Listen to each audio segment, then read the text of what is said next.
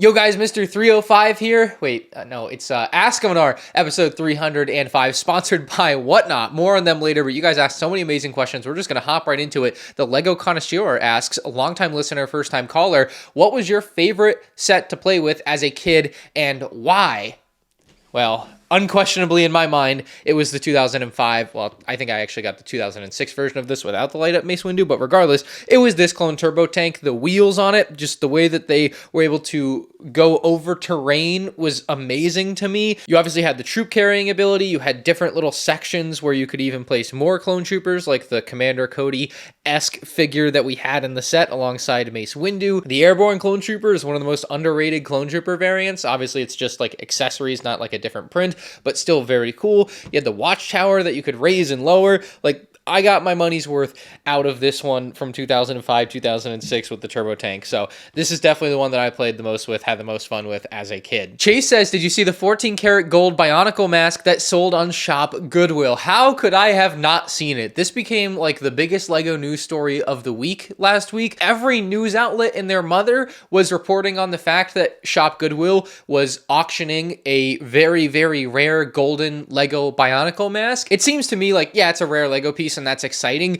but the reason it went as mainstream as it did is because it's gold, and gold is what, you know, sells in the headlines, I think. So it was definitely a very big topic, and it originally sold for like $33,000. The buyer didn't pay, and so they then had to relist and resell it, and on the second sale, I believe it sold for $24,000 according to the news articles, and then eventually the person that did pay the highest legitimate bid was $18,000. So an absolutely bonkers amount of money for that mask. I would wager it's the highest selling LEGO item on Shop Goodwill ever now. I believe the previous most expensive sold LEGO item on Shop Goodwill would have been my 1999 LEGO Star Wars Toy Fair invite, but this thing went bonkers. According to one of the news outlets, the actual gold in it is only worth about $1,000, so it's like a $17,000 markup just to have it shaped like the Bionicle mask. I was talking to Duck as well, and I think he said there's only 50 of them, or maybe I heard it from somewhere else, but either way, selling for $18,000 when 50 of them exists is way too much, in my opinion.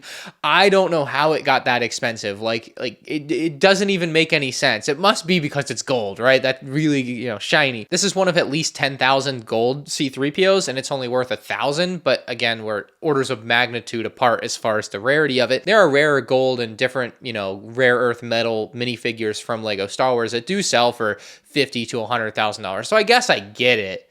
And they are more limited than 50. That's like 5 or 2, you know, but still $18,000 is crazy. And I used to think of Shop Goodwill as like a low key place to get LEGO, and, you know, but it's not that anymore. It's over. It's now as big as anything else. Kai says, what item in your collection was the most difficult to obtain? And so as I look at all of my rare items, and I obviously have many more rare items than what I have on display right now, but everything on the shelf, and as far as like, you know, immediate like gut reaction of what was difficult, mostly all of it I just bought online and it charged my credit card and it showed up to my door. Like, I didn't do any like strenuous activity necessarily. I didn't drive all over the country, fly somewhere, have to jump through some amazing hoops to get any of it, I would say. But slightly reframing your question, remembering what just happened with the gold Bionicle mask on Shop Goodwill, I certainly feel the most fortunate and luckiest to have the 1999 Toy Fair promo, because I feel like if news outlets had gotten a hold of that one like they did the golden Bionicle mask, then who's to say it wouldn't have also sold for $18,000, and I would not have paid $18,000 for it. I think I ended up paying about $5,500 if I recall correctly. So I look at that and I just feel very fortunate that that didn't happen to me with that particular item. Look, I don't know who ended up buying that gold Bionicle mask for $18,000, but I'm sure that they could have gotten it much cheaper if all of these news outlets and everyone and their mother wasn't talking about it. Matthias says, what is the craziest LEGO collab in your opinion? And my mind first went to something like James Bond. I can't believe they made a 007 LEGO set. But then I realized LEGO has a much deeper history. Have you heard of Zippo lighters? I went on the website. It's still all lighters. They're selling like Kansas City Chiefs Super Bowl lighters. And then if you happen to know where to look on Bricklink under the smoking supplies category, LEGO and Zippo did a collab. I don't know what year it was. I would guess the 60s, 70s, maybe the 80s, you know, but it's really old, but they did a collab, and undeniably it has to be the craziest collab. Like, as crazy as it is that they did 007 or even Deadpool, you know, with the modern like versions of those things existing and how crazy they are, you know, even though I think they should make things like that, it's just cool for people to collect and buy. I think it's even crazier that Lego literally made a lighter with Zippo to like, you know, light your cigarettes.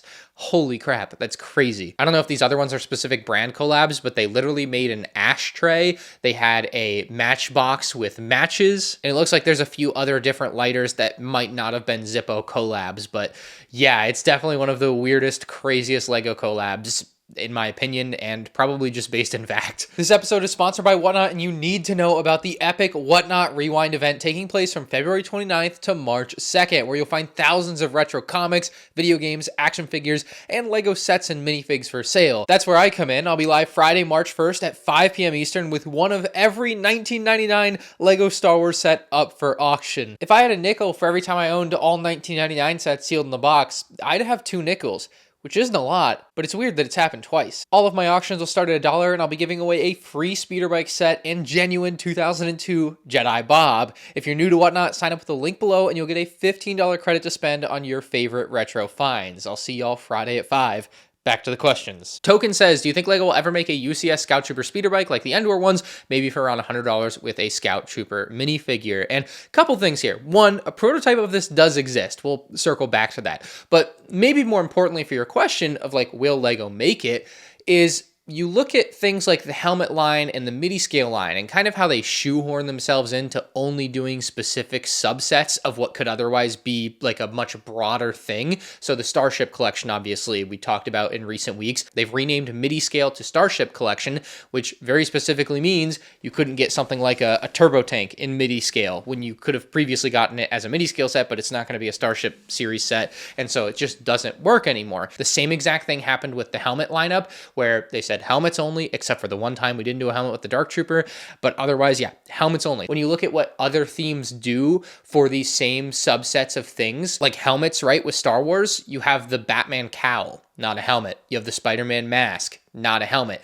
And you see the point where other themes are more like, yeah, we can do that, we can do this, you know, but Star Wars will just be like, nope, helmets only, and like, to some degree, fine, cool, whatever, but also, you're limiting yourself. And so all of that is to set up how they've done that with UCS, because it's a little more complicated, I think. And I don't even know if I'll be able to explain it, you know, the same way that I think of it in my mind. They have basically set a price floor to UCS. 2012 was the last time they had a sub $200 UCS set release, and that was the R2-D2 from 2012. But even that's like questionably UCS by today's standards. Anyway, for the last decade plus, every UCS set basically has a price floor. And so no one wants a $240 Scout Speeder Bike, but they could easily do one for $100 that's a really nice display piece. But the problem is it doesn't fit in any of these categories that LEGO typically likes to jump into. I think a good example of what a thing like this could or should be is like the Guardians ship from Guardians of the Galaxy, the big orange one that they did for $150. It's, to many people, essentially a UCS version of that thing, but it doesn't carry the $240 minimum price tag that modern day LEGO Star Wars UCS sets have. And so honestly, that's the one reason I don't think they would make that as a big display set, is because they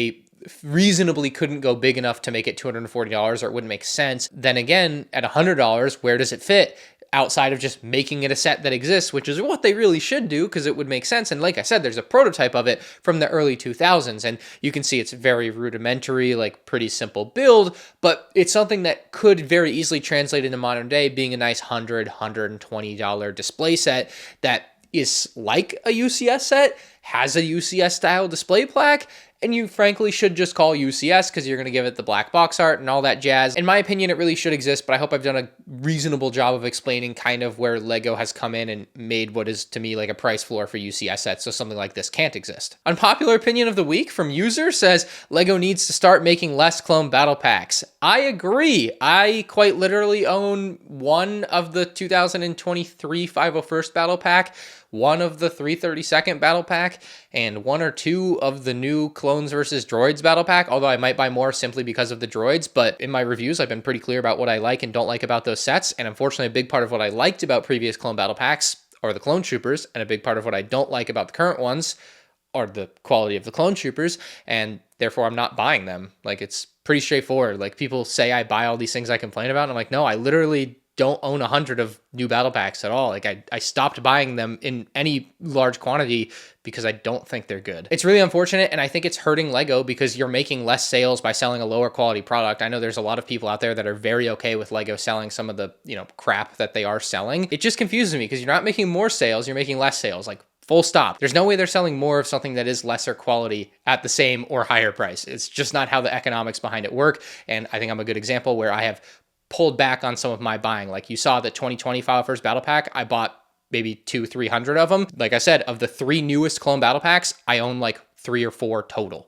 It's nuts. Christopher says, how often are you able to save money due to retail stores leaving the wrong prices on the shelves? I was able to get the Justifier for $80 and ATTE for $112 due to this. So essentially some retailers, if you see an item on the shelf and it's got the price tag under it and it's the wrong price tag with the wrong price for the items. So let's say, for example, underneath Boba Fett's mech, it says the price is $11. However, if you go to checkout, it's going to be $16 because that's the wrong price tag under the item. And so some stores, if you ask them about this, will give you the price difference off. And so you'll be able to get something that would have been $16 for $11, even though it was $16 the whole time. And so you can do this. You kind of asked how often am I able to save money on it? I never do this. I don't believe in this. I somewhat think it's wrong. Again, take advantage of it. Do what you want to do. But the reason I don't think it makes sense, and I literally don't understand why stores offer this, is because they literally have price checkers all throughout the store. So it's like, if you see this Boba Fett on the shelf and it has an $11 price tag under it, but it's really $16, you could just go price check the item by scanning it anywhere. But also, if you just look at the price tag, it's clearly a Minecraft 21251 price tag, not a Boba Fett mech price tag. So I know there are people that take advantage of this, and maybe it's a law in certain areas. I have no idea, didn't look it up. It doesn't matter to me. I just don't really get why, the item is $16. You see the price tag that's $11 and you know that's not the price tag for the item. Why would the store give you money off because you go up to the counter and say, well, the price tag under it was $11? Like, I don't know. Again, it might be a law, like, and at which point, whatever. I don't make use of it personally, and like I said, I just don't understand why stores offer it. Next question from Commander says, what is your opinion with the size in LEGO sets and how they don't match? For example, the Octoptara droid from the Battle Pack is smaller than a Republic gunship, but in reality should probably be bigger, right? Is this something that they should fix or not? So unlike, for example, the quality of minifigs in some of their recent sets, which they absolutely can and should fix and have done better in the past, the scaling of builds with one another is an impossible task to get correct, with just Lego pieces themselves having different sizes and having to use certain pieces for certain builds that kind of limit. Like, a good example of this is the canopy, windshield, cockpit pieces. Those actually determine the scale of some of the sets that we get, for example, and kind of why they end up being bigger or smaller than you may imagine. I think that's the easiest example to look at. The Slave 1, for example, like if you're using the canopy piece from 2006, well, then the set has to be relatively massive. But if you're using the canopy piece from 2021, well, then you can make the Slave 1 way smaller. So I think that's a good example of what I'm talking about. And so when it comes to matching sets with one another, it's just never going to happen. There's so many variables. Different builds need to hit different price points. Like, I do think the gunship actually should have been even bigger. The Octoptara Tri-Droid within a battle pack is a good size for what it is. To me, at the end of the day, if you watch any of my reviews, there's a few things that really matter when it comes to LEGO sets, and that would be the quality of the minifigures and the proportionality of the build, some of like the accuracy of like the actual color design on the build. Like, I think those are important, but the scaling from one build to another, it's not even something I look at in the reviews, because a lot of my reviews are like contained, to just the set. And so I don't even look at like the gunship compared to the Tri-Droid. So that's not even really something I think about a lot of the time. But because of so many different factors, including price points, piece availability, getting something to work with minifigures, whether it's actual one-to-one minifig scale or not, every ship in LEGO Star Wars couldn't possibly ever be scaled to every other ship or vehicle or droid in LEGO Star Wars. And so it's not something that I look at and ever really think about. Boosh says, you've said before you're a LEGO purist and don't mod your sets, but in your MandR store, that's MandRshop.com, you sell the clone helmets without the helmet holes. Does using these helmets count as modding a set and thus make you not a LEGO purist? So I did say before I'm a LEGO purist. I am certainly no longer a LEGO purist. That changed about 3 years ago when I realized LEGO doesn't care about its fans and consumers, and then they started making like really low quality products, and yeah, it fell off clearly. You know, I'm definitely a changed man, for better or for worse. 5 years ago, I never would have done a deal with Panacea. I never would have said yes to Mega Construct sending me this Pokemon set early and free to review. You know, like my mindset on so much of it has changed for obvious reasons for those that have followed for a long time. And so just from like owning other things that aren't Lego, I'm not a Lego purist. Now, when it comes to kind of the specifics of your question, I still keep one of everything that came from the sets. I keep all of my sets exactly as they came. Like, that stays pure because I think it's important to me as a collector. That's the way that I've chosen to collect things, is to collect it exactly the way that it released, but also for future content. If Lego ever releases another ATTE with 2/12 Troopers, fingers crossed, prayers to God, with better 2/12 Troopers, I would have a very easy to make comparison video where I can show how bad the old ones were and how great the new ones are. And so I think that's an important thing to me too. So forever and always, I will collect everything as it releases. If you've watched my Clone Army video, I made use of 100 of those custom helmets so that my army didn't look like garbage to me, you know? And so I ended up just getting rid of, selling, giving away all of the extra bad helmets. So however you want to spin it, I certainly would not call myself a Lego purist anymore. Could that change one day? Sure. Could I go back to the way I was? Maybe. We just know what that takes, and I don't see it happening. A couple of Lego Blaster questions up next. First from user says, not sure if you've gotten this before, but why did Lego move away from the Clone Commander pistols that we got from the first Clone Wars movie waves? I always thought those were the most accurate, especially compared to the submachine gun piece used these days, and I don't really understand this one either. They had a fantastic piece back in the day for these Commander pistol blasters, and I don't really know why they moved away from that. Even the other small one with the little sight on top is better, I think, than these massive ones that they're using now. Now, in my reviews, I don't think I've ever even touched on it because I'm so distracted by how terrible a lot of the clone troopers are. Like Fox, like I'm not even worried about what weapons he's holding. He could be holding 2 stud shooters for all I care.